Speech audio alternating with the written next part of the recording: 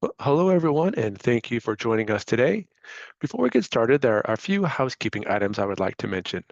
The slides and recording from today's webinar will be made available and sent to participants. You may enable or disable closed captioning on the Zoom toolbar labeled CC. If you experience technical difficulties, please notify me, Shane Hamstra, in the Q&A section. Questions can be submitted into the Q&A at any time and will be addressed upon completion of the presentation. With that said, I will now hand things over to Sari Schumann to get us started. Great. Thank you so much, Shane, and thank you everyone for joining us today for the National Alzheimer's and Dementia Resource Center webinar, Creating a Dementia-Capable Workforce of First Responders. Our webinar series is supported by the Administration for Community Living, and before we start, Chris Stockton of the Administration for Community Living will give us a brief welcome. Chris? Good afternoon and morning to some people that are on different coasts, not on the East Coast. Thank everyone for taking the time out to come to this important topic webinar.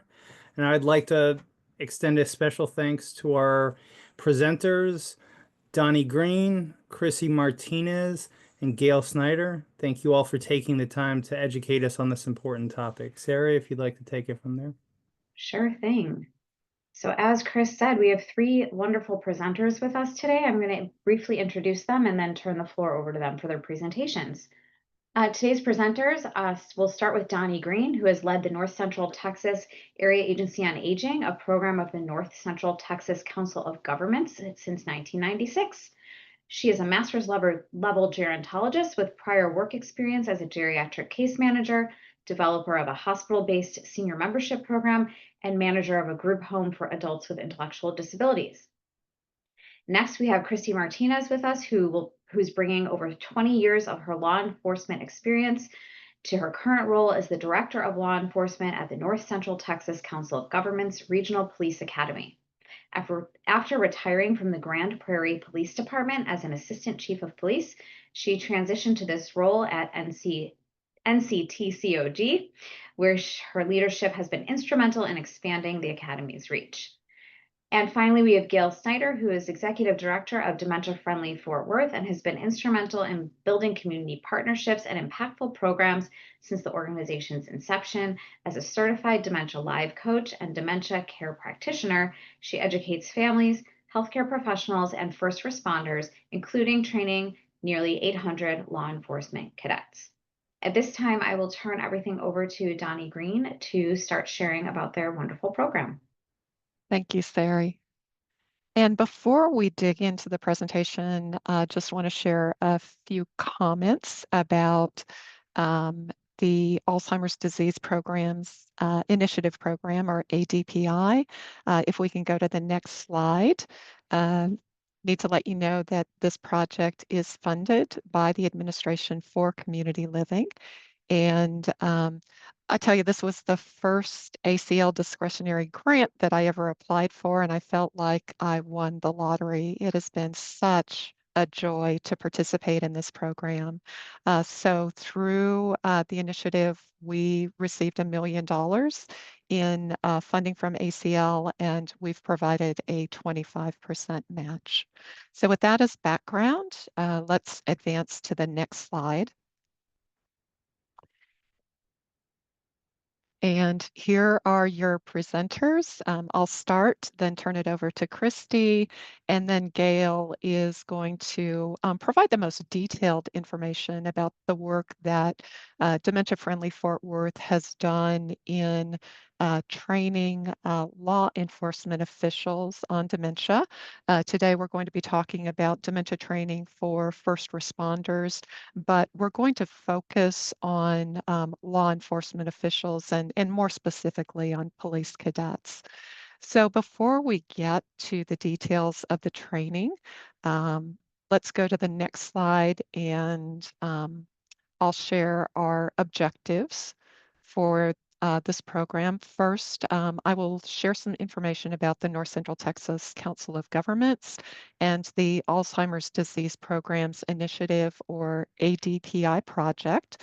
I'll talk about how the community partnership evolved for this project, Christy will talk about the need for first responder training.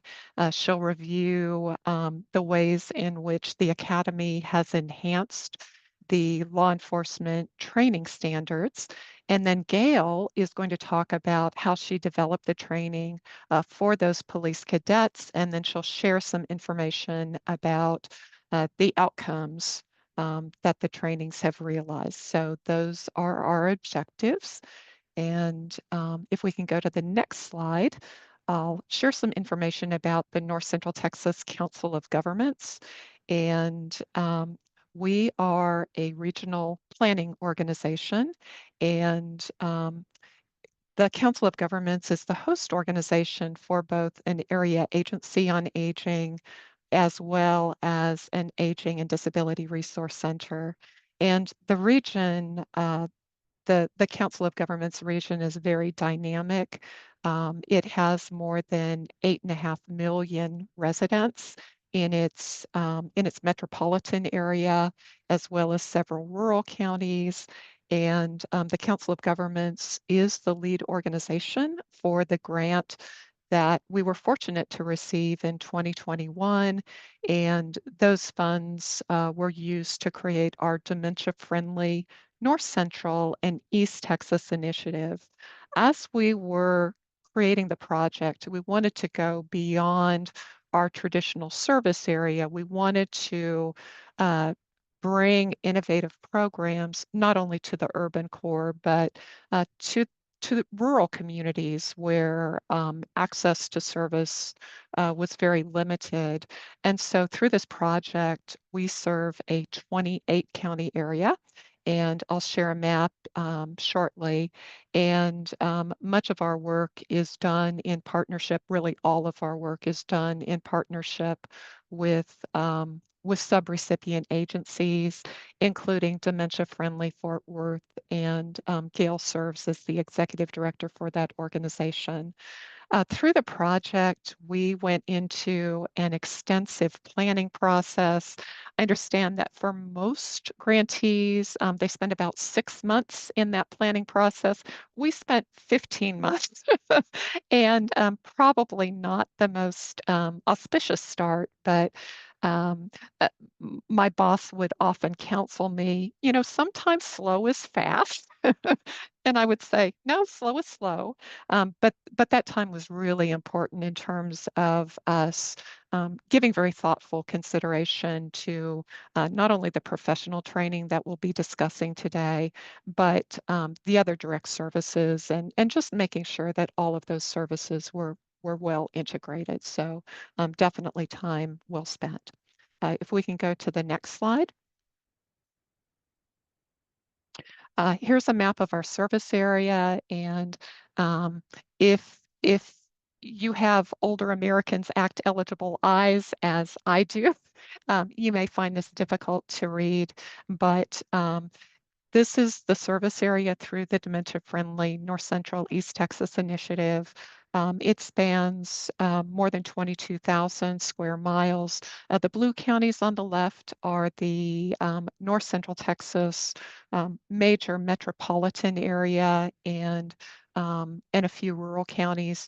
The counties in green on the right are East Texas counties, and the major cities in East Texas would be Tyler, Kilgore, Longview. So primarily rural in nature and known for its piney woods.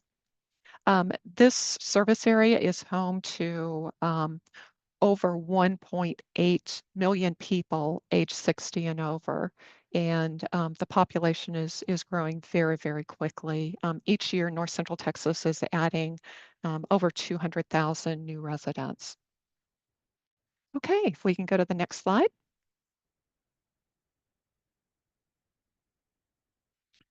So through our Dementia Friendly North Central and East Texas initiative, we have several direct services that we're offering. I'm going to go over these very, very quickly because I want to really focus on the professional training for the police cadets. But in addition to that training, we've been providing supports to people living with dementia who live alone. And we've been providing case management services. Similarly, we've provided case management services to family caregivers of people living with dementia. We have done a fair amount of work on educating both family members as well as professionals on intellectual developmental disabilities and dementia. We've taken that training and adapted it for professionals. We've provided a lot of group education to family caregivers. And one of the programs that we've used for educating both lay and professional caregivers is the Dementia Live program.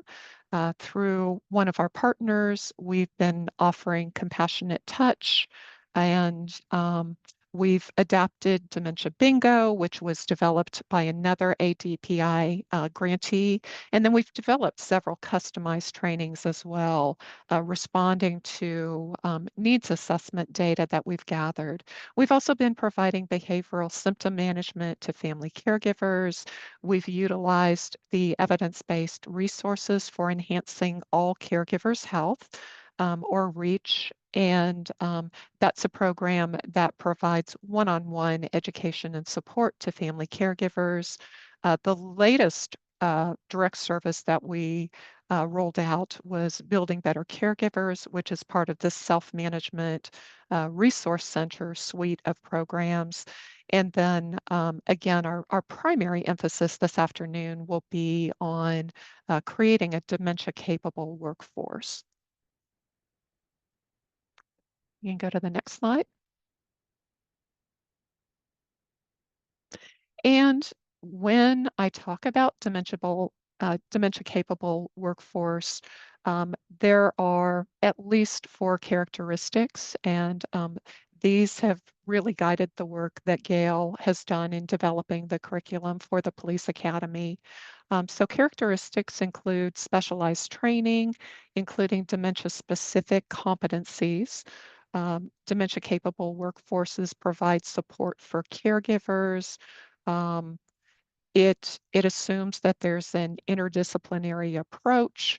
And so much of the work we've done through the initiative is designed at chipping away at silos between professions, whether that's first responders and social service providers, or whether that's between healthcare providers and community-based organizations that provide long-term services and supports. A dementia-capable workforce is also characterized by a person-centered approach that draws out the wants, needs, and preferences of the individual. That's a little harder to do for first responders when they typically have one-time only contact, and not only time-limited contact, but they're dealing with emergency situations. So typically, person-centered care is made possible through extended contact, but again, all of these characteristics informed the training that Gail has developed and will tell you more about. You can go to the next slide.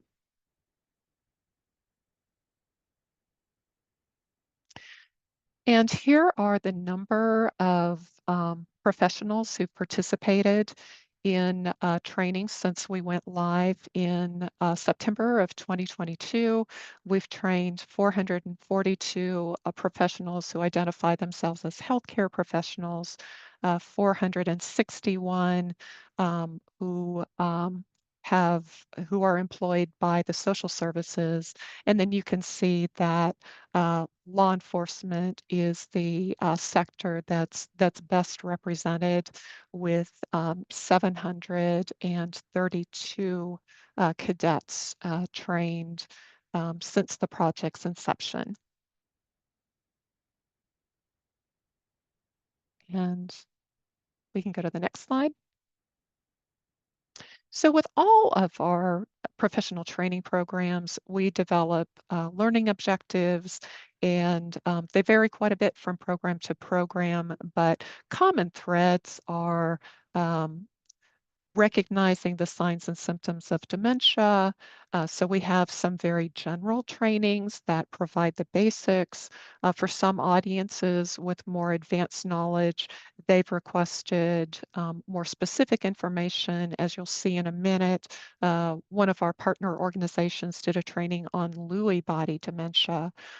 Through nearly all of our training programs, we include content on effective communication and behavioral management strategies, ways to effectively engage with a person living with dementia, and specific methods for de-escalating.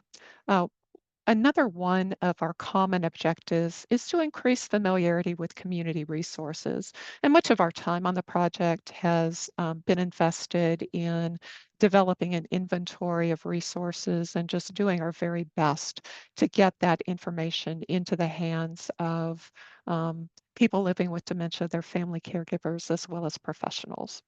So on the next slides, I'll share a couple of outcomes from the professional training programs that we've done. The first one, we'd asked participants to indicate whether they're confident identifying and understanding the signs and symptoms of Lewy body dementia. And you can see the increase represented by blue in those who indicated that they were able to identify signs and symptoms. And then we also asked about their confidence in identifying the causes and risk factors of Lewy body dementia. And you can see that there's a significant increase. Next slide.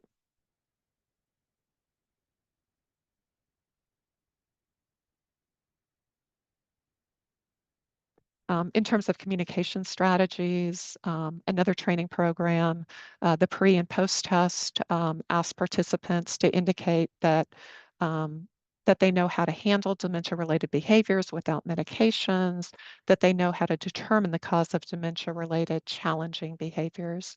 And with the first objective, you can see that at post-test, 100% indicated that they knew how to handle, and close to 100% in terms of determining the cause of different dementia-related behaviors. Next slide.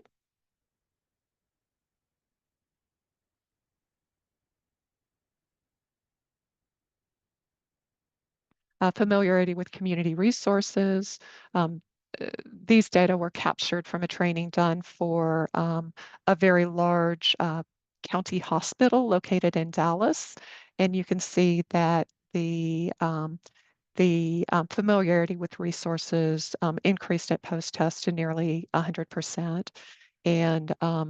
And to the right, you'll see a picture of a printable resource directory that we developed. And then we've got more comprehensive resource information that we've inventoried and made available online. Next slide.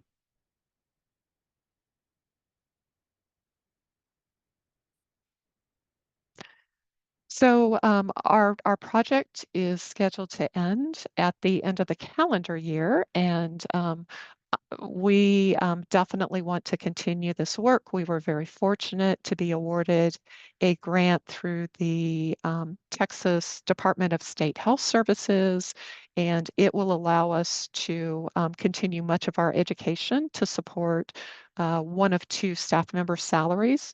We're also interested in budgeting Title III funds. For best practices, we are committed to seeking funding from other sources. And in the event that we don't have sufficient funding to continue contracting with Dementia Friendly Fort Worth, we do have staff people who have indicated that they would like to continue the work that Dementia Friendly Fort Worth has started, but that's our plan B. I would really like to continue our association with Gail and Dementia Friendly Fort Worth. And next slide.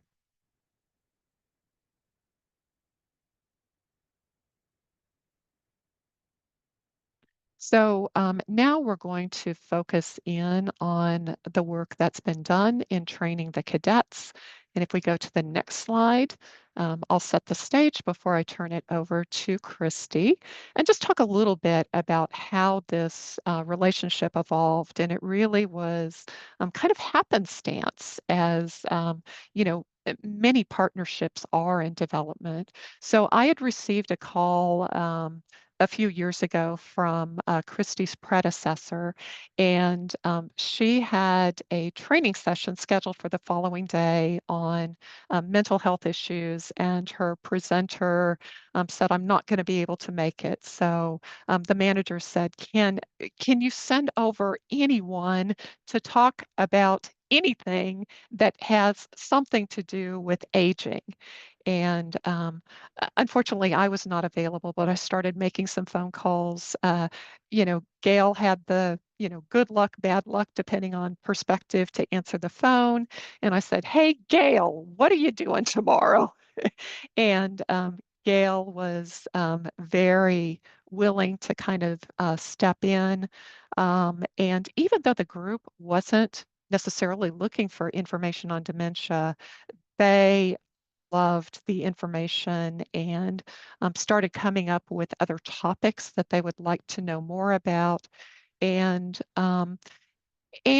the manager really appreciated the information because, she had lived experience in caring for her mom with dementia. So at this point, I am going to turn over the program to Christy, and she'll talk about what the state requires in terms of dementia education, and then talk about how the Academy has really gone far beyond what the state requires. Thank you, Ms. Green. I'd like to thank Ms. Green and Director Snyder for the collaboration that they've had with the Regional Police Academy for the last several years. Their facilitation has provided practical, real-world tools for our recruit officers to recognize the signs and symptoms of dementia and Alzheimer's, and it's been a great benefit to our recruits. So just a little bit about our police academy. We are the oldest police academy in the nation since 1965. Very fortunate that in the last few years, we've been able to graduate a minimum of 250 recruits per year. And since 1965, we have had and hosted over 308 BCAPS classes, which is basic peace officer courses. So we are very busy, and we could not do this without collaborating with other entities, and specifically with Director Snyder. If you could, next slide.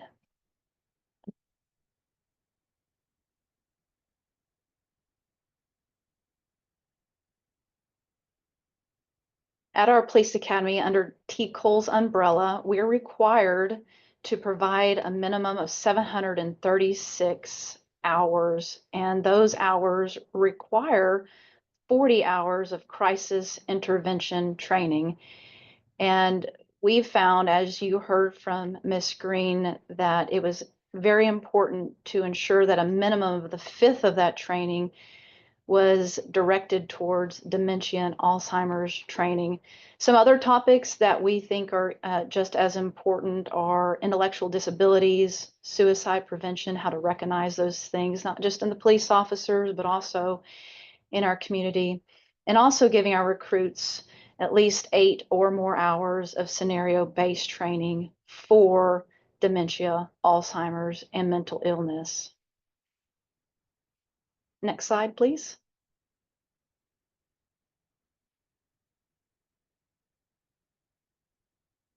TCOL does not require a 8-hour block of dementia or Alzheimer's. However, they highly encourage that this be included, and we do too. And so we've made it a point to partner with Director Snyder to keep this course going. As you heard from Ms. Green, there is some options on the table, but we have really enjoyed the partnership with Dementia Friendly. We have received numerous emails and phone calls from recruits that have now graduated, or officers in their communities that have reached out to us just to share how important the training was to them. Having those real tools to identify the difference between mental illness and Alzheimer's and dementia, so much so that they have been able to recognize the signs instantly and provide the needed help that the individual needed and to their caregivers. So we're really, really fortunate that we are able to provide this due to the collaboration with Ms. Green and Director Snyder. Next slide, please.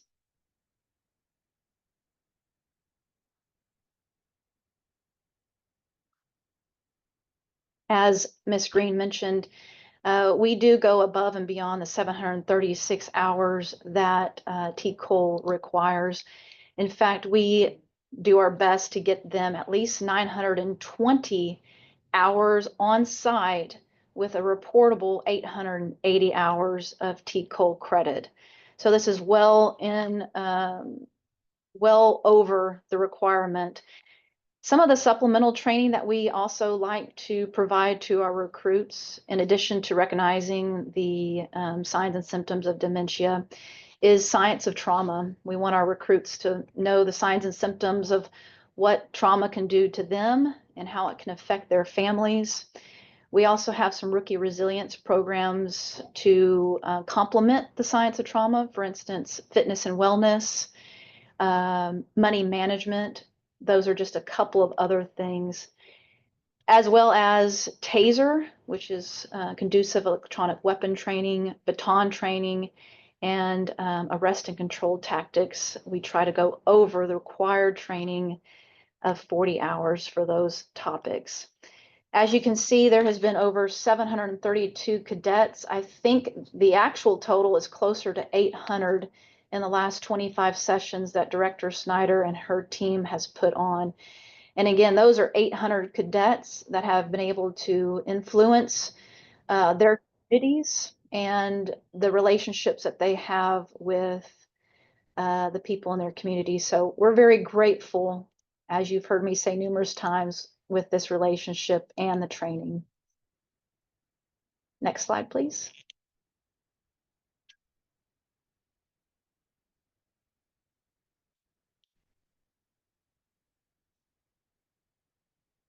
And Gail, is this your slide?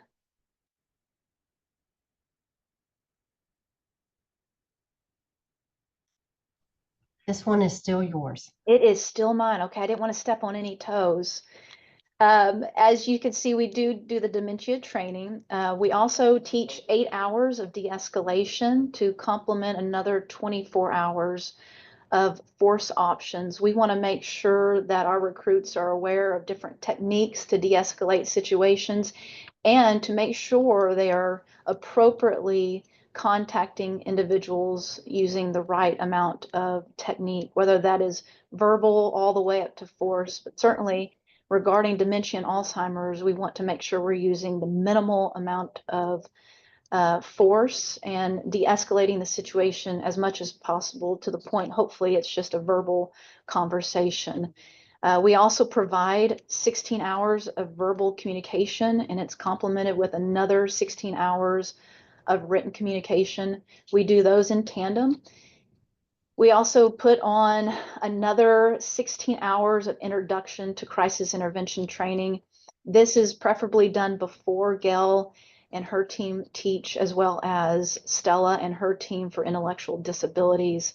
We want to make sure that we are prioritizing the different topics to succinctly mirror one another and make much better sense to these recruits, especially before we start doing scenario-based training. So be happy to answer any questions at the end, and I'll pass it on to Gail. Thank you, Director Christie. So Dementia Friendly Fort Worth was launched as a 501c3 nonprofit in 2018 as a dementia awareness and education initiative, which was born out of an Alzheimer's and dementia education ministry of the First Methodist Church of Fort Worth, and is part of a national initiative of dementia-friendly communities. Next slide. When we were invited to offer the first trainings at the Regional Police Academy, we focused on the 4 pre-established pillars of the work of Dementia Friendly Fort Worth, which include dementia awareness and education, collaboration with community leaders and stakeholders, service without duplication, and improving quality of life for individuals living with dementia. Next slide. To help us visualize the impact of creating a dementia-capable workforce, here you can see the numbers of people in the Dallas and Tarrant County area and the entire region, as well as this graph highlights those who are living within the community in the North Central Texas area. So it helps us see the need, why this education is important. Next slide. As we developed the training for first responders, our first consideration was using Dementia Live as a primary teaching goal. This immersive experience allows the user to experience a short-term dementia-like feeling that helps them to better understand the person with dementia and to have more empathetic responses. I have used this Dementia Live model since 2014 and firmly believe in the impact it produces. We wanted to focus on what situations first responders are facing and that some may have no experience with this population. Many in this workforce sector, as well as other sectors, also come with preconceived attitudes and view the situation with a person with dementia through the lens of stigma. The training was designed to reduce stigma, build confidence, and is based on the life and field experience that's applicable to law enforcement. Next slide. The goal of the educational objectives is that law enforcement will understand symptoms, types, and risk factors. And the model that we used for this is that we integrated the Dementia Friends curriculum, which is produced by the Dementia Friendly America initiative, as the component for the education in this sector. We also explored strategies to interact with people living with dementia in crisis situations. We want them to develop confidence in interacting with people with dementia and to learn about the resources that are available to people with dementia and their families. Next slide. So on those resources, each cadet receives a resource folder with information from local and regional organizations who provide services to people living with dementia, families, and professionals. Here we want to highlight the various components of the training, which I feel is one of the reasons that the training has been so successful. Those components include statistics, signs and symptoms, the Dementia Live experience, and we've integrated components that use various learning styles in order to connect with all types of learners. These things include group exercises, kinetic exercises, which they all love, by the way, interactive discussions, role play, and video components. It is important to start with the basics as each person comes to the class from a different knowledge and a perception base. Next slide. And this slide is a video that does not have sound, that just helps you to visualize what the training may look like as we go throughout the day. It includes a variety of teaching styles, particularly those that require engagement from all individuals in the class. It helps to keep them engaged by participating in these segments so that they can connect with the content, remember, and implement it into their work. Through these components, they have the opportunity to practice ways to interact and recognize the difference it can make in successful interactions with people living with dementia. And this piece is part of the kinetic exercises that we do. One of their other favorite pieces is the role play scenarios, where I have created situations involving individuals with dementia and law enforcement, and they have the opportunity to play at least one character in at least one or two scenarios during our time together to get practice on applying the knowledge and the information that we've been going through. Next slide after this video finishes. So this is where we're talking about the scenario, and then they're getting ready to go in front of their class and demonstrate their knowledge of what they've applied through the day.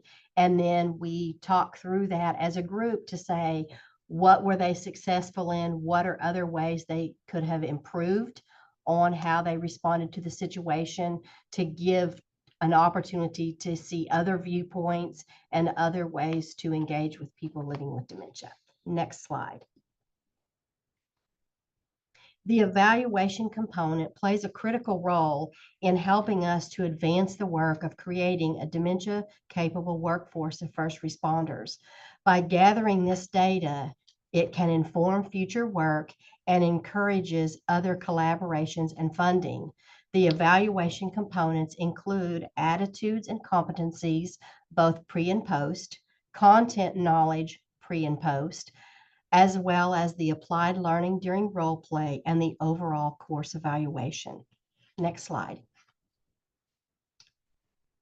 Through the course evaluation, we have obtained overwhelmingly positive responses, and here I highlight just a few.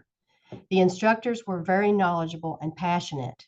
The combination of classroom instruction and scenarios was very effective. The real life experience the instructor brought truly helped to humanize the situation. Thank you for teaching us and opening our eyes.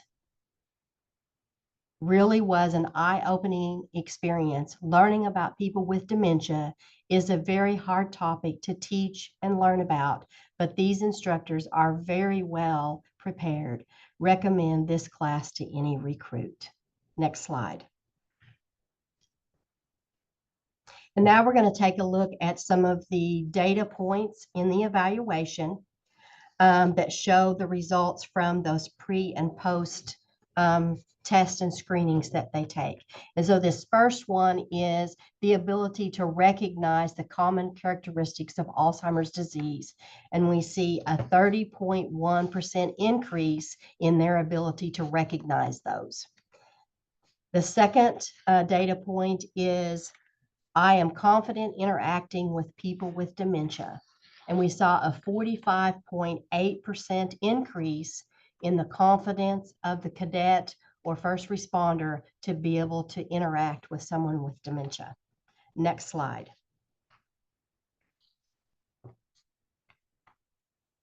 And this data point, I can respond to people living with dementia with understanding. And those of you who work specifically in the area of Alzheimer's and dementia, you have a concept of how important it is to respond to them with understanding. And we saw a 29.6% increase in their feeling that they were able to do this. Next slide.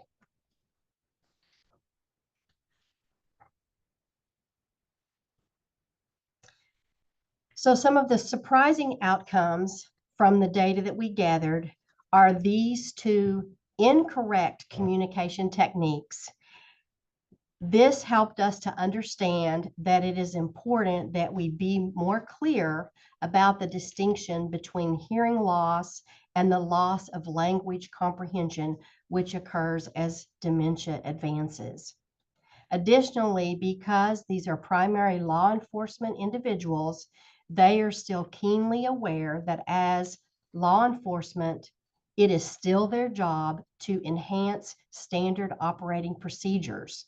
So this is one of the places where sometimes we have to address the fact that they feel like our class is challenging some of the instructions they've already been given. But we emphasize that we are working to help them understand so they think about other reasons why someone might not be responding to a direct order or command. And that's just one of the ways that we talk through that, because they kind of see a conflict in that situation. This indicates that they are challenged in how to deal with someone who is unable to adhere to standard operating procedures. And in this data, you can see that more people responded incorrectly to this question in the post-test than in the pre-test. Next slide.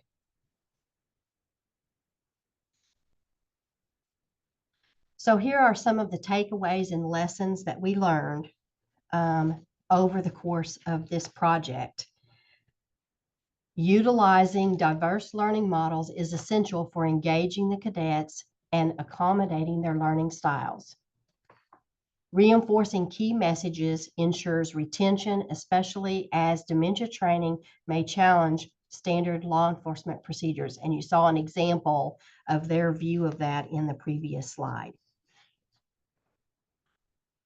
While 80 to 90% of the cadets have personal connections to dementia, many may not recognize it. And so the sharing fosters empathy. And we start out the class by getting to know them. And so one of the questions that we ask is, how many people have already been impacted by dementia in your family or your close networks? And many times that's at 85 to 90% of the class or group, whatever type of group that we're working with. But I also have people that don't raise their hand, but later throughout the day, they will come up to me and ask specific questions about a family member that has dementia. Also, Dementia Friendly Fort Worth's relationship with the North Central Texas Council of Governments Regional Police Academy has enabled us to expand our impact, serving the area that the North Central Texas Council of Governments serves. And it's also brought us other opportunities to take this training outside of the academy to offer it to fire personnel, EMT personnel, and more tenured officers within our service area. Also, the one thing that has come out of the trainings is that the trainees request more live body cam footage and concrete examples of how to engage. And so we are hoping to secure some more ways to show them live body cam video of interactions with individuals with dementia. And we are most excited that the individuals trained are entering their career with knowledge and awareness about dementia, which equates to more successful interactions with people living with dementia and those who care for them. Next slide.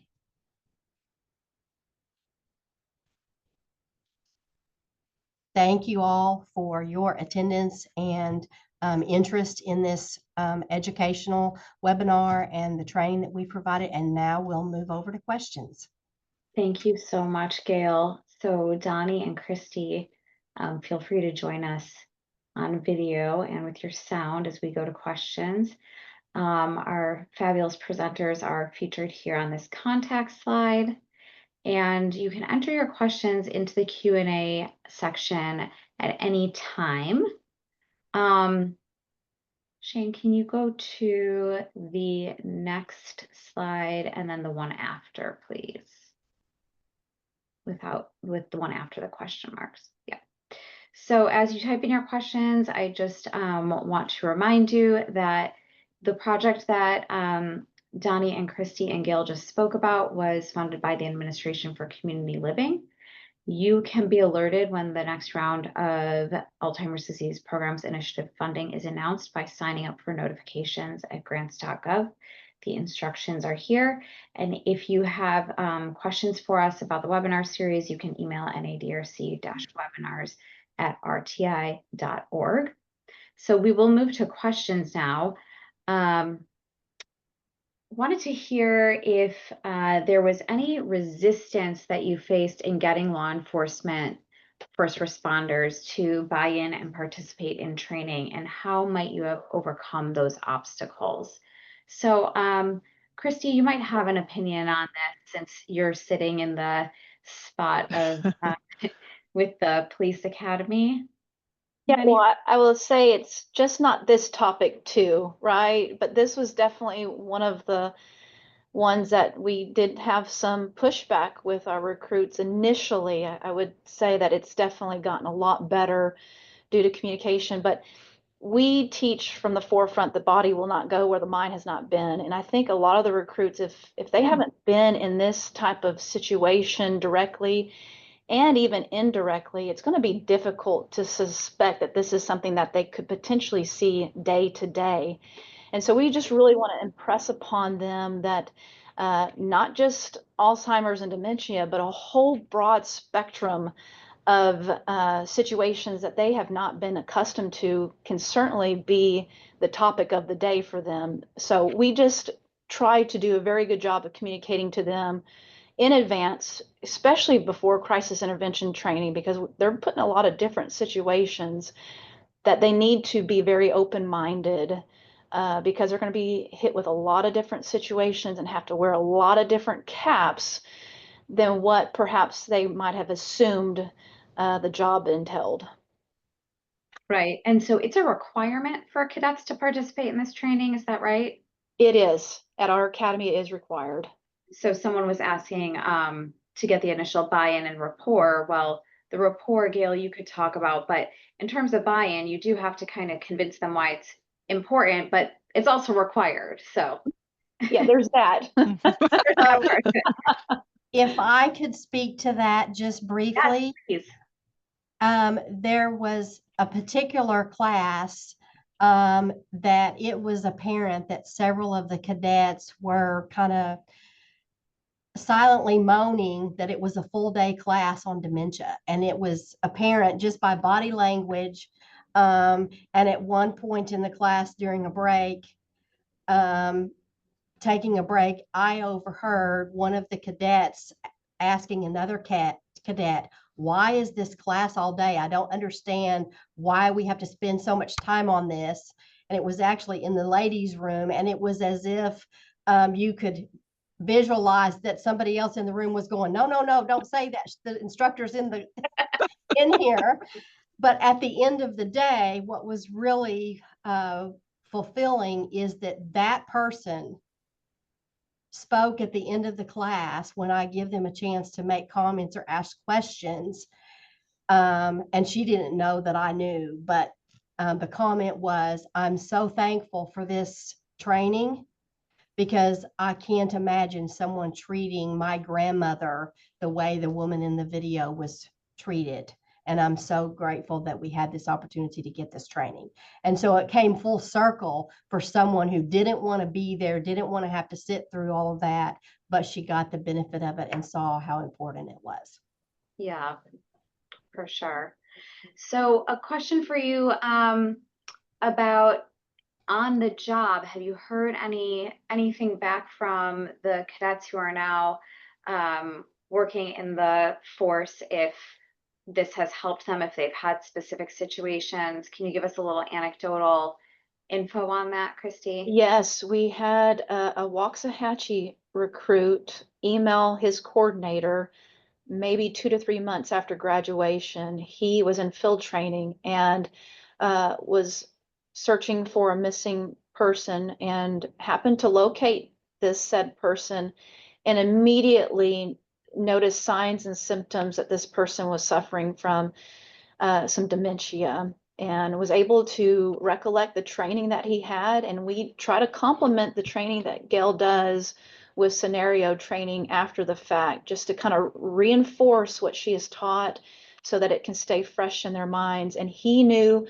what he needed to do, get a hold of a care person.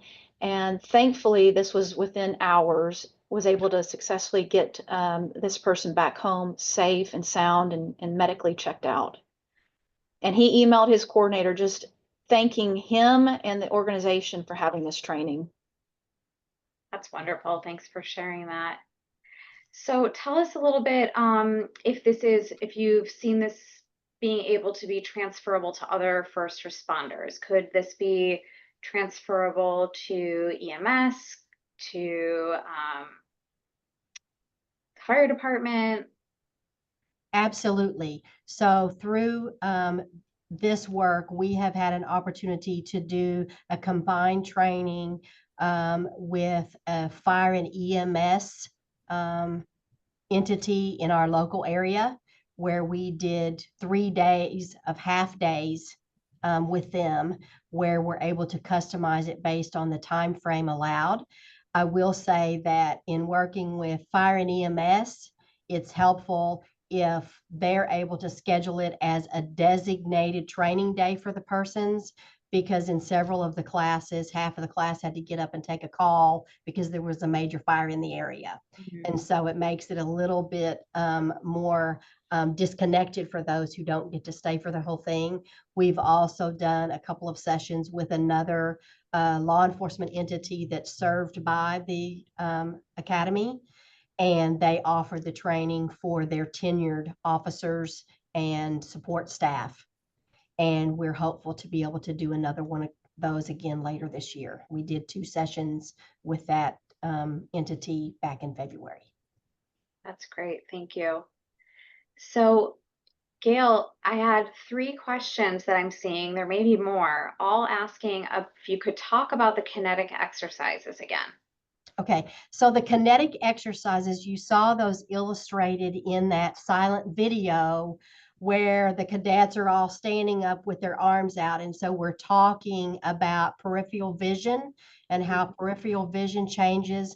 Then we illustrate the changes in vision with scuba vision, binocular vision, monocular vision, and how that progresses. Another one of the activity pieces that we use is where we have them break into groups, typically by squads, because that's what they're most familiar with. And they work on creating the steps to a particular task that's a day-to-day task, just to help them understand how many steps are involved in a particular task. So, for example, that would be making the steps to making a sandwich, or the steps to brushing your teeth. Did any of you know that it takes 28 steps to brush your teeth every morning? And so that gives them a chance to think through all of the steps and to understand where a person with dementia might get lost, and why we need to slow down our interactions and our conversations with them to give them more opportunity to process what we're saying. It doesn't mean we need to speak louder, as we saw the surprising results, but we need to speak slower and more simply so that we're not using as many words. And so that's a part of the kinetic exercises, which helps them not to get bored or getting up and moving at different points helps to make the whole day flow better. And I think that also computes into the positive response that we've had, because it's not just me or one of my volunteers standing there lecturing them. We're working together on various activities, and the role plays is their absolute favorite part, and they want more of that. We also use some professional videos that have been created by, say, law enforcement in LA or the Alzheimer's Association, that are a staged situation with someone with dementia. And we talk through those about what things did the actors in that situation do that maybe you wouldn't have thought to do, but it helps you to understand what you might do when you're faced with that situation. Yeah. Do any of you have an idea of how widespread classes are like this for general law enforcement training? Or would the answer just be not widespread enough, possibly? I would assume probably the latter. Yes. Yeah, okay. We have reached out to another entity in our area, and there's a little bit of pushback because they've refined their hours, because there's such a need for law enforcement. They're trying to get them out in the field faster.